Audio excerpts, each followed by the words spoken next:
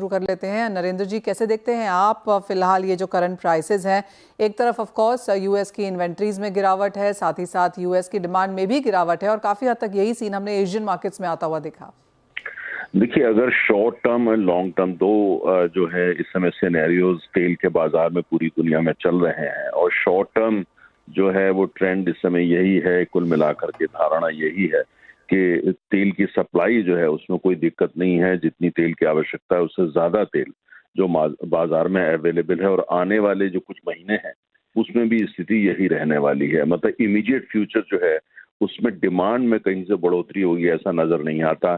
चीन को खास तौर से लेकर के चिंता जो है वो बरकरार है, और जहां जहां से तेल की डिमांड थोड़ी बढ़ रही है लेकिन वो उस चीज की आपूर्ति नहीं कर पाएगी, जिस तरह की जो चीन की तरफ से जो कमजोरी है कि उसकी भरपाई कर पाए। और दूसरी तरफ जो थोड़ा सा लॉन्ग टर्म व्यू लेके चलते हैं बाजार में, और ज्यादातर बड़े कॉर्पोरेट्स जो हैं, प्लेयर्स हैं या हेज फंड सभी लेके चलते हैं, वो ये है कि भाई लॉन्ग टर्म में तो सभी को पता है कि जितना इन्वेस्टमेंट तेल की खोज में होना चाहिए, जिसको एक्सप्लोरेशन या प्रोडक्शन बोलते हैं, वो नहीं हो रहा है। तो आने वाले समय के अंदर अगर आप मीडियम टू लॉन्ग टर्म देखें तो तेल जितनी आवश्यकता होगी उतना उपलब्ध नहीं होगा, और कीमतें वो ऊपर की तरफ जाएंगी।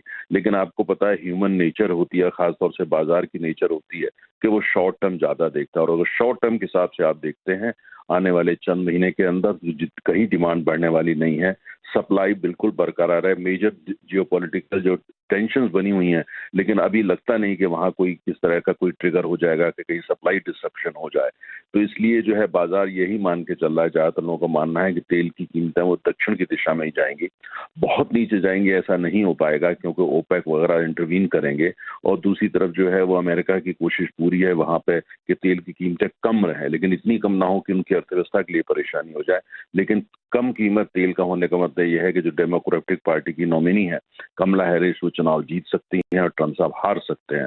सस्ता तेल अमेरिकी अर्थव्यवस्था और अमेरिका का आम उपभोक्ता उसकी पहली पसंद होती है, और वही बनाने की कोशिश की जा रही है वहां की सरकार की तरफ से भी।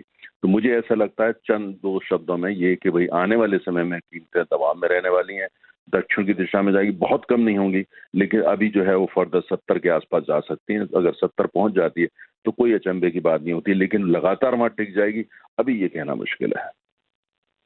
तो आप कह रहे हैं कि जो ब्रेंट के प्राइसेस हैं वो यहाँ पर 70 की तरफ जाते हुए नजर आ सकते हैं। एक दूसरी बात कि अगस्त के नंबर्स नरेंद्र जी अगर देखें तो एशिया के हिसाब से ऑन द पॉजिटिव साइड आए हैं। इवन चाइना ने निचले स्तरों पर कच्चा तेल खरीदा है, लेकिन इंडिया, साउथ कोरिया, जापान के इंपोर्ट के नंबर्स थोड़े से बेहतरीन हुए हैं। जुलाई हम जानते हैं कि 2 साल का लोएस्ट इंपोर्ट था यहाँ पर एशियन मार्केट्स में, वो एक सवाल। दूसरा ये कि जिस तरह से चाइना अब ईवी की तरफ यहाँ पर बढ़ रहा है, और मैं ये पॉइंट ले रही हूँ कि आपने जैसे कहा कि कच्चे तेल में अंडर इन्वेस्टमेंट है, लेकिन हमने ईवी के नंबर्स यहाँ पे यूरोप, चाइना से काफी स्ट्रॉन्ग आते हुए देखे हैं। तो आप कहेंगे कहीं ना कहीं वो बैलेंस बन रहा है?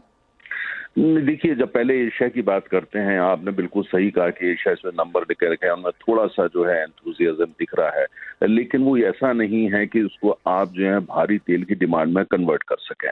ऐसा नंबर अभी कहीं से निकल करके नहीं आया है। और चीन को लेकर के बाजार जो कहता है वो अलग बात है, लेकिन बाजार आशंकित है। जो चाइना से डेटा निकल के आता है, आमतौर से जो तेल के बड़े दिग्गज हैं वो उसको बहुत ज्यादा भरोसे से नहीं लेते। चाइना का जो डेटा होता है, मार्केट का डेटा, कंजम्पशन डेटा, उसको लेके हमेशा सवालिया निशान बहुत सारे लोग लगाते हैं, और खास तौर से जो भारत में जो विशेषज्ञ हैं या पश्चिम के जो विशेषज्ञ हैं वो और भी बड़ा प्रश्न चिन्ह उस पर लगा देते हैं। लेकिन जहां तक आपने ईवी से बात करी, चाइना की भी मैं आपको जिक्र करता हूँ। चाइना में अभी भी ज्यादातर बिजली का निर्माण जो है कोयले से हो रहा है। हालांकि रिन्यूएबल वहाँ काफी बढ़ा है भारत की तरीके से, वहां तो और भी ज्यादा बढ़ा है, लेकिन उसके बावजूद अधिकांश ईवी जो चाइना में चल रही हैं वो चल रही हैं कोयले से, जो बिजली का निर्माण हो रहा है उससे चल रही हैं। भारत में भी बहुत कम आबादी है अभी ईवीज की, लेकिन जितनी भी चल रही है ज्यादातर बिजली हमारे यहाँ अभी भी कोयले से बनती है। पूरे विश्व के अंदर 80% ऊर्जा अभी जो है वो फॉसिल फ्यूल से आती है, अर्थात मतलब कोयला है, डीजल है, नेचुरल गैस है, इन्हीं से आ रही है। तो ऐसे में अगर आप ईवी की बात कहें कि उससे कहीं पेट्रोलियम प्रोडक्ट्स, जो फॉसिल फ्यूल की डिमांड कम हो जाएगी, प्राकृतिक गैस की या डीजल की या पेट्रोल की, यहाँ तक कोयले की भी, अभी वो सिनेरियो अभी वहां पहुंचा नहीं है। मुझे लगता नहीं है कि वहां पे होंगे। ईवी की अगर खाली ईवी को आधार मान के हम ये मान के चलें कि सब रिन्यूएबल एनर्जी हो गया, वो कहना गलत है। तमाम देशों के अंदर जो ईवी चल रही है, चंद देशों को छोड़ दें जैसे नॉर्वे हुआ, डेनमार्क हुआ, तमाम देशों में जो ईवी चल रही है उसकी जो बिजली का निर्माण है वो तो कोयले से ही हो रहा है। तो एक तरीके से कोयले से ही चल रही हैं, उसी फॉसिल फ्यूल से चल रहे हैं। फर्क इतना हो गया कि गाड़ी में आप पेट्रोल की जगह बिजली डाल रहे हैं, लेकिन वो बिजली का निर्माण तो फॉसिल फ्यूल से हो रहा है। तो अभी वो इतना कोई बहुत बड़ा परिवर्तन नहीं है, इसीलिए मैंने कहा कि जो तेल की जो डिमांड है आने वाले समय में एकदम कहीं कम हो जाएगी और एकदम ऑफ सारा कुछ जो इक्विलिब्रियम में हो जाएगा ईवी के फिर। अभी ये थोड़ा ज्यादा ओवर ऑप्टिमिस्टिक, ये सब होगा फ्यूचर में चल के, लेकिन अभी 8-10 साल का जो सिनेरियो है उसमें जो फॉसिल फ्यूल्स हैं, जो 80% दुनिया की ऊर्जा उसी से आती है, उसमें थोड़ी गिरावट आएगी, डिपेंडेंस फॉसिल फ्यूल कम होगी, लेकिन वो इतनी सिग्निफिकेंट हो जाएगी कि हम ये सोचें कि भाई अब बिजली जो है वो जो आ रही ईवी जो चल रही है वो रिन्यूएबल एनर्जी से, ये अभी थोड़ा ओवर ऑप्टिमिस्टिक हो जाएगा, थोड़ा ओवर सिंपलिस्टिक हो जाएगा। All right, that point is taken. बहुत शुक्रिया नरेंद्र जी साथ जुड़ने के लिए। तो वेल एज ऑफ नाउ यहाँ पर कुछ प्रेशर और देखने को मिल सकता है कच्चे तेल में, और जैसे बात की गई कि 70 तक यहाँ पर हम ब्रेंट के प्राइसेस जाता हुआ देख सकते हैं। किशोर, आपको क्या लगता है? क्रूड ऑयल प्राइसेस में लगातार प्रेशर है, 2 महीने की गिरावट हम देख चुके हैं, ये तीसरा महीना है सितंबर का जब गिरावट के साथ प्राइसेस की शुरुआत हुई है। आपको क्या लगता है कहाँ तक एक सपोर्ट बन सकता है? मनीषा, आई थिंक यहाँ पे ब्रॉडली कमोडिटीज आज एक्चुअली वीकर है बिकॉज चाइना का पीएमआई नंबर्स की वजह से ओवरऑल सेंटिमेंट्स वीक है, एंड क्रूड को लेकर एक्चुअली काफी हद तक डिमांड साइड कंसर्न्स ज्यादा है।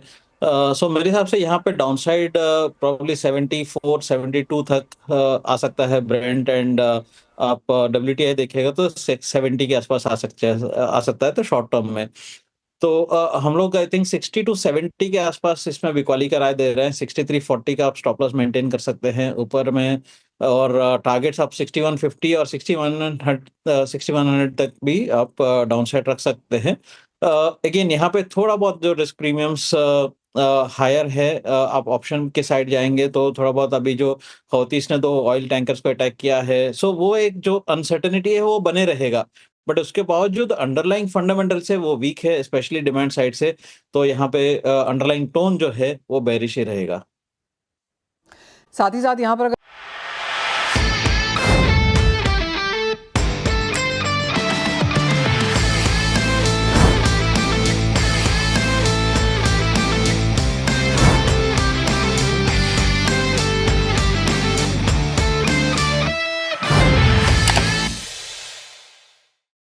बता दें कि मनी कंट्रोल पर दिए गए विचार एक्सपर्ट्स के अपने निजी विचार होते हैं।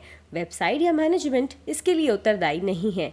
यूजर्स को मनी कंट्रोल की सलाह है कि कोई भी निवेश निर्णय लेने से पहले सर्टिफाइड एक्सपर्ट की सलाह लें।